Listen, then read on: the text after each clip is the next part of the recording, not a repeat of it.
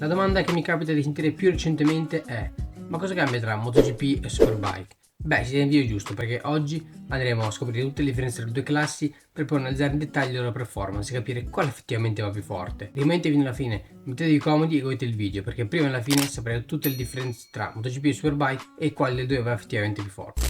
Prima di andare a analizzare le differenze tra le due moto, però, dobbiamo vedere le differenze tra i campionati. Quindi partiamo con il calendario. La MotoGP ha 22 appuntamenti nel campionato, mentre la Superbike quasi la metà, solamente 12. Questa è una differenza molto grande, infatti, e però si bilancia con il format, che la Superbike ha più gare ogni weekend. Ora che abbiamo visto sia il calendario della MotoGP che della Superbike, il prossimo punto è la struttura del weekend. Partiamo dalla MotoGP. Allora, con il nuovo formato abbiamo il venerdì l'FP1 e le prequalifiche. La domenica invece abbiamo l'FP2 della MotoGP e le qualifiche sono divise in Q1 e Q2. La Q1 è semplicissimo, i primi 10 delle prove libere vanno direttamente in Q2 e tutti gli altri passano dalla Q1.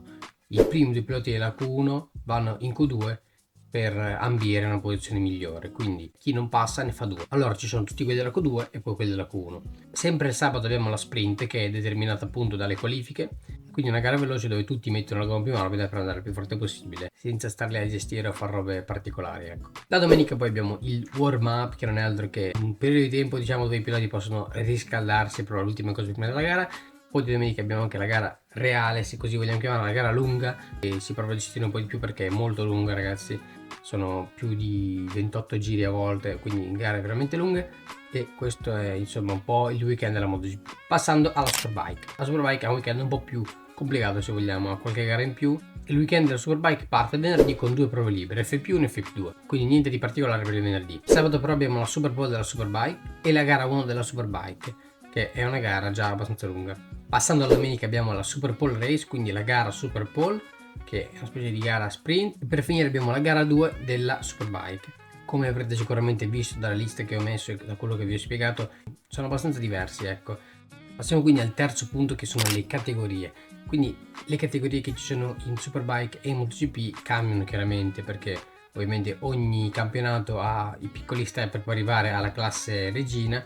Per la MotoGP sono la Moto3, la Moto2 e la MotoGP, appunto, che è la classe regina, mentre per la Superbike sono la Super Sport 300, la Super Sport 600 Next Generation e poi la Superbike, che è appunto la classe regina. Entrambi hanno quindi tre categorie.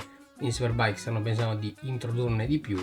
Sapete, R7, R660 se ne parlava. Se volete un video dedicato sulle possibili categorie che verranno introdotte in Superbike, scrivetemelo nei commenti. Quindi sì, queste qua erano le categorie di entrambe le classi, appunto, di entrambi i campionati. Adesso muoviamoci al tema forse più differente tra le due, dopo le moto chiaramente, che sono le gomme. Partiamo dal fatto che la MotoGP usa Michelin e la Superbike usa Pirelli. La MotoGP ha tre diverse mescole, la soft, la media e la hard, per entrambi il posteriore e l'anteriore, sono più o meno sempre quelle. Mentre la Superbike ha più mescole, diciamo, l'SC3, l'SC2, l'SC1, l'SC0, l'SCX e l'SCQ. Poi c'è delle altre gomme che a volte fa di test Pirelli, vabbè, magari vi lascio una scheda sullo schermo se la trovo. Comunque molte più mescole, ma non vengono date in tutte le gare, quindi magari in una gara gli danno solamente l'SC0 al posteriore e l'SC1, piuttosto che l'SC1 davanti e basta, per esempio, per dire. Detto ciò, passiamo al tema fondamentale del video, cioè le moto. Allora, le moto abbiamo da un lato le MotoGP, che sono un prototipo costruito ad hoc per la pista, quindi non può essere comprato neanche una cosa simile in strada, ok? Quindi è proprio una cosa che dal nulla viene creata in base alle necessità del pilota, pro il top del top. Non c'è nessuna categoria al di sopra di quella e ha tutti i componenti, diciamo, di un livello esagerato, ok? Quindi è proprio il massimo che uno può raggiungere. Quindi una MotoGP può arrivare a costare anche fino a 3 milioni di euro ed è una cifra folle, quindi si gira un costo da 1 milione fino ai 3 milioni. Mentre una Superbike dall'altro lato è una moto derivata da quelle stradali, modificate per la pista, ok? Che però ovviamente ha dei componenti che magari non sono accessibili al pubblico, quindi è una moto di base stradale però resa molto veloce, diciamo, e alleggerite tutto quello che volete, facendo modifiche al motore, al telaio, quindi rinforzandolo, forcelle, tutto quello che potete pensare è modificato, quindi anche lì sono quasi dei mezzi prototipi per l'esclusività dei componenti che montano. La differenza è che la Superbike può costare dai 100 50-180 fino ai 300.000, poco di più, dipende un po' da quello che fanno i team, però non è certo a livello della MotoGP in termini di costi, ecco. Abbiamo anche una serie di regolamenti chiaramente per le due, quindi questi regolamenti influiscono su quello che puoi fare alla moto. La MotoGP ha un'elettronica che è uguale per tutti con dei piccoli aggiustamenti, mentre la Superbike ha un'elettronica che è open, quindi ognuno ha la propria. Come dicevo, la MotoGP ha una potenza di 300 cavalli, mentre la Superbike solo 250, che per una moto di serie sono veramente ma veramente tanti. La Superbike in media pesa dai 15 ai 20 kg in più della MotoGP, quindi fate conto che una MotoGP pesa sui 160, la Superbike peserà 180, ora non so con esattezza questi numeri, però da quello che ho sentito più o meno dovremmo essere in quelle zone lì. La MotoGP in teoria ha freni in carbonio, la Superbike no.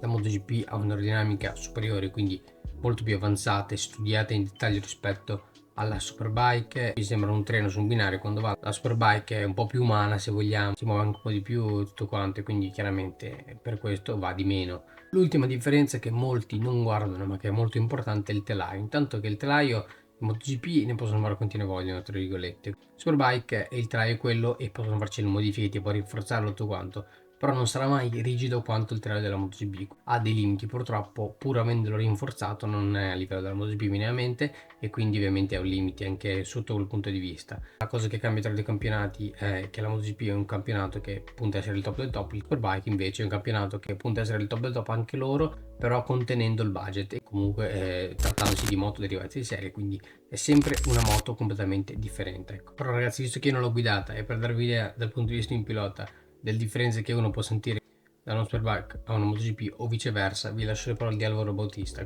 La differenza è abbastanza grande. Quando ho fatto il primo giro di testa sulla Superbike ho sentito che c'era meno potenza, i freni erano diversi, è molto meglio frenare con i freni in carbonio, appunto, la MotoGP ha i freni in carbonio.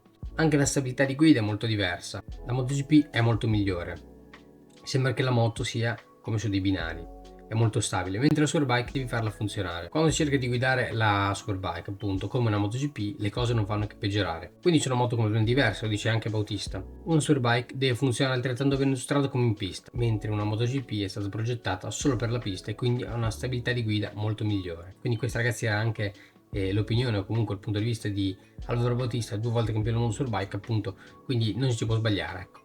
Quindi adesso arriviamo all'ultimo punto del video, quello che tutti aspettavate. Dopo aver risposto a tutte le domande per quanto riguarda i due campionati, MotoGP e Superbike, aver analizzato il loro calendario, la struttura del weekend, le categorie, le gomme e le differenze tra le moto, ci manca l'ultima cosa, che è la performance, ragazzi. Quindi quale va realmente più forte, la MotoGP o la Superbike? Ora lo andremo a scoprire, perché ho qui i risultati. Non mi voglio soffermare sul tempo in sé, però a parità di condizioni circa sul circuito di Jerez, che prenderemo come esempio, vedremo i risultati della Superbike e i risultati della MotoGP. Partiamo dalla MotoGP. In pole position abbiamo Aleix Espargaró con 1.37 e 2. Passando alla Superbike, Alvaro Bautista è in prima posizione con 1.38 e 6.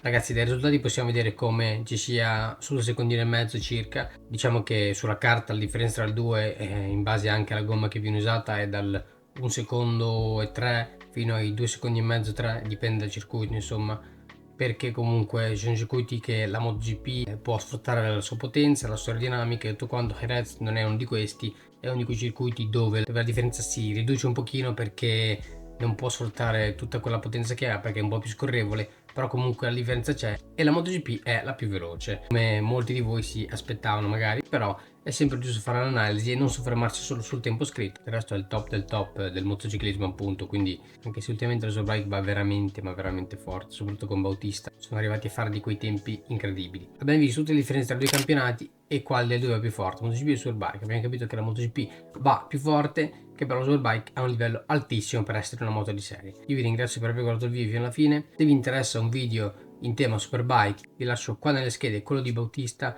con il nuovo regolamento del peso. Lasciate un like, non dimenticate di iscrivervi. Noi ci vediamo nei prossimi video. Ciao a tutti.